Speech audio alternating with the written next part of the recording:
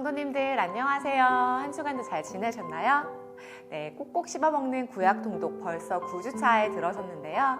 지난주에 저희는 에스라, 느헤미야, 에스더까지 읽고 아마 욥기 21장까지 읽으셨을 것입니다.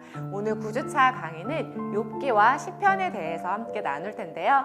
먼저 욥기 서론을 같이 보시겠습니다. 욥기의 제목은 욥기의 핵심 인물인 욥을 가리켜 제목을 지었습니다. 주제는 크게 세 가지로 살펴볼 수 있는데요. 첫 번째는 주권자는 오직 하나님이시다. 두 번째는 우리는 세상에 대해 거의 모르지만 하나님은 모든 것을 알고 계신다.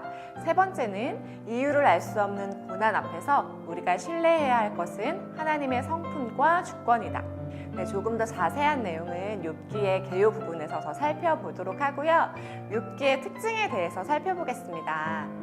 욥기의 특징 세 가지가 있습니다. 첫째는 사탄이 실제로 등장한다는 것이고, 사탄뿐 아니라 하나님께서도 직접 등장하셔서 말씀하신다는 것입니다. 또 다른 특징은 하나님은 고난당하는 욥에게 고난에도 불구하고 왜 하나님을 신뢰해야 하는지를 알려주신다는 것입니다. 욥기의 핵심 구절은 두 가지인데요. 3장 1에서 3절과 42장 1에서 6절입니다. 먼저 욥기 3장 1절에서 3절 말씀 함께 읽어보겠습니다. 그 후 욥은 입을 열어 자기의 생애를 저주하며 이렇게 말했습니다. 내가 태어났던 그 날이 없었더라면, 아들을 가졌다고 말하던 그 밤이 없었더라면. 42장 1절로 6절 좀 길지만 함께 읽어보겠습니다. 그러자 욥이 여호와께 대답했습니다. 주께서는 무슨 일이든지 하실 수 있기 때문에 아무도 주님의 뜻을 방해할 수 없는 줄 압니다. 무식한 말로 내 뜻을 가리키는 자가 누구냐라고 물으셨지요. 정말 저는 알지도 못하면서 말하였고 깨닫지 못하는 일을 아는 채 했습니다. 주님께서 들어라, 내가 말하겠다. 내가 묻겠으니 너는 대답하여라 고 하셨지요. 주님에 대하여 귀로 듣기만 했는데 이제 저는 주를 눈으로 직접 보았습니다.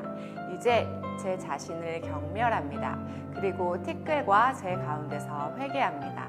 욥기 3장은 자신이 당하는 알 수 없는 고난 때문에 괴로워하는 장면이고요. 42장은 계속되는 의문과 논쟁 속에서 하나님의 주권을 인정하며 죄를 회개하는 장면입니다. 아멘. 이러한 은혜가 여러분에게도 있기를 원합니다. 주님에 대하여 귀로 듣는 것에 멈추는 것이 아니라 하나님의 말씀과 그 언약의 약속을 내가 두 눈으로 직접 보고 경험하고 체험하는 통독의 시간이 되시길 주님의 이름으로 축복합니다. 1장에서 41장까지의 내용이 어떻게 구성되어 있는지 개요에 대해서 살펴보겠습니다. 1장에서 2장은 욥의 고난에 대해 이야기를 하고 있습니다.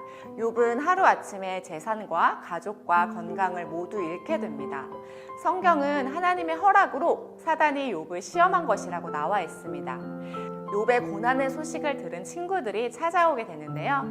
3장에서 37장은 이러한 욥의 고난에 대한 논쟁의 이야기입니다. 욥의 불행에 대해서 이야기를 들은 3명의 친구들이 욥을 찾아왔습니다. 그를 위로하고자 찾아왔지만 욥의 고난의 이유가 바로 죄 때문이라고 말합니다. 욥은 자신의 의로움을 주장하고 친구들과 이렇게 3차례 논쟁이 진행됩니다. 그 후에 엘리후가 등장하는데요. 엘리후가 등장해서 의로우신 하나님을 비난하는 욥을 다시 한번 꾸짖기도 합니다. 38장에서 42장에는 인간의 모든 변론이 끝난 후 폭풍 가운데 하나님이 나타나십니다. 하나님은 욥의 질문에 대답하시지 않고 욥에게 창조 세계에 대해서 다시 한번 질문을 던지십니다. 이에 욥은 회개하며 하나님을 이제 내가 눈으로 보았다 라고 고백하게 됩니다. 하나님은 마침내 욥에게 건강과 재산과 자녀들까지 회복하는 은혜를 허락하십니다.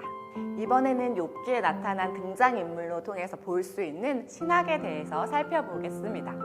먼저 욥인데요. 욥의 신앙은 이러합니다. 나는 의로운데 하나님께서 까닭 없이 나를 치셨다. 하나님은 공평하지 못하시다. 그리고 두 번째는 친구들인데요. 하나님은 의로우시고 욥이 고난을 당한 것은 바로 죄의 결과다. 그래서 욥은 죄를 회개해야 한다. 이것이고요. 엘리후라는 인물은 하나님은 크고 의로우시다. 욥이 그것에 대해서 불평해서는 안 된다. 이렇게 말을 하는 신앙을 가지고 있습니다. 마지막으로 하나님이십니다. 하나님은 우리의 질문에 답하시는 분이 아니라 도리어 우리에게 질문하시는 분이십니다. 그리고 하나님 자신의 주권을 나타내 보이시는 분입니다. 욥기에 등장하는 인물들의 이러한 신학적 입장에 대해서 생각하고 성경을 통독하시면 도움이 되실 것이라 생각합니다. 다음은 욥기가 보여주는 두 가지의 오해가 있는데요. 이것에 대해서 살펴보겠습니다. 먼저 첫 번째는 사탄의 오해입니다. 하나님이 복을 주시지 않으면 인간은 하나님을 경외하지 않는다라고 말을 하고 있죠. 그러나 하나님은 그분이 복을 주지 않아도 하나님을 경외하는 사람이 있다, 이것을 보여주고 싶으셨습니다. 두 번째는 친구들의 오해인데요. 하나님의 사랑과 복은 외적인 번영으로 증명된다라는 오해입니다. 고난은 죄를 지은 사람에게 벌로 다가온다는 것인데요. 사실 욥도 이러한 관점을 가지고 있었습니다. 하지만 자신의 경험을 통해서, 자신이 만난 하나님을 통해서 고난은 반드시 죄를 지은 사람에게 벌로 오는 것이 아니라고 말을 하고 있습니다. 우리의 신앙과 가지고 있는 신학관도 이러한 기복주의 신앙과 또 번영신앙으로 치우쳐져 있는 것은 아닌지 생각해 보기를 바랍니다. 하나님을 조금 더 바르게 알아가는 통독의 시간이 되기를 간절히 바랍니다. 이로 인해서 결과적으로 욥이 알게 된 것은 무엇일까요? 첫 번째는 내가 아는 것, 바로 그것은 19장 25절에서 27절 말씀처럼 나의 대속자가 살아계신다는 것을 욥은 확신하게 되었습니다. 두 번째 욥이 확신하게 된 것은 하나님이 아시는 것입니다. 그것은 욥기 23장 10절 말씀인데요. 하나님께서 내가 가는 그 길을 하나님만이 온전히 아신다, 이것을 확신하고 있습니다. 마지막으로 욥기의 교훈을 함께 살펴보기를 원하는데요. 먼저 고난에 대한 교훈입니다. 모든 고난이 죄의 결과로 오는 것은 아닙니다. 인생을 살다 보면 이유를 알 수 없는 고난이 많은데 하나님의 자녀에게는 이 고난이 결코 나쁜 것만은 아니라는 것입니다. 고난을 지나면 변장하고 찾아오는 축복이 있습니다. 저희 어머니가 항상 저에게 선포해주는 메시지가 있는데요. 문제가 복이 될 것이다. 바로 이것입니다. 고난은 우리로 하여금 성화의 길을 걷게 하고 하나님을 눈으로 직접 뵙는 은혜를 베풀어 주십니다. 두 번째는 지혜인데요. 지혜는 어떤 상황에서도 하나님을 경외하고 악에서 떠나는 것입니다. 지혜는 외적인 현상을 이해하는 데 끝나지 않고 그 현상을 주관하시는 하나님을 신뢰하고 경외하는 데 있습니다. 세 번째는 믿음인데요. 욥이 가진 믿음은 하나님을 인격적으로 알아온 관계적인 믿음입니다. 욥의 친구들의 믿음이 관념적이고 어떤 신학에 머물러 있는 믿음이었다면 욥의 믿음은 하나님과 오랜 세월 동안 동행하며 경험된 신뢰의 관계에 있었습니다. 그럼에도 욥은 자신의 이해와 경험을 초월하시는 하나님의 주권을 인정하는 그 법과 믿음을 더 배워야 했던 것입니다. 때로는 우리의 인생 가운데 하나님이 왜 침묵하시지? 하나님은 어디에 계시는 걸까? 라는 생각을 하게 됩니다.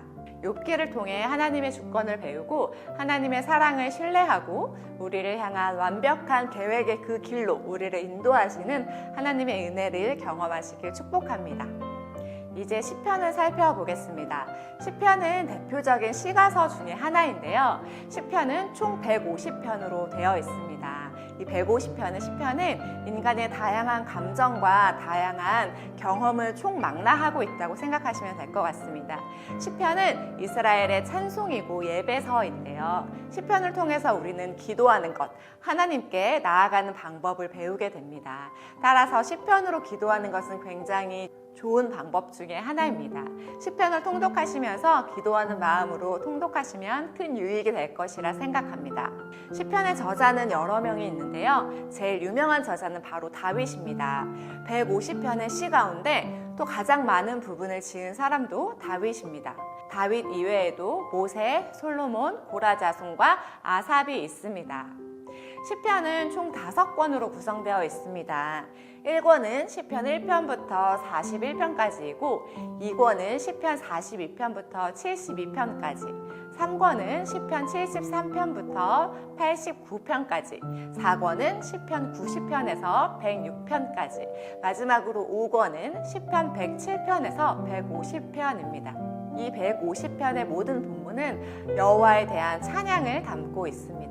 시편의 주제는 다양한 내용들을 다루고 있습니다. 바로 하나님을 찬양하는 내용과 함께 인간의 희로애락을 담고 있으며 그 속에서 하나님만이 소망이심을 노래하고 있습니다. 이러한 시편은 성경 66권 중에 가장 내용이 많고 긴 책이며 독자인 우리는 하나님이 어떤 분이신가를 더욱더 알 수 있게 우리를 인도하는 책입니다. 시편의 핵심 구절은 주제를 잘 나타내주는 구절인데요. 150편 6절입니다. 제가 읽어드리겠습니다. 숨을 쉬는 모든 것들이여 여호와를 찬양하십시오. 여호와를 찬양하십시오. 아멘.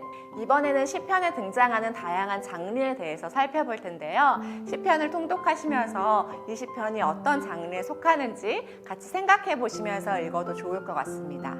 먼저는 탄원시입니다. 말 그대로 시인의 어려운 상황을 하나님께 말씀드리고 도움을 요청하는 시입니다.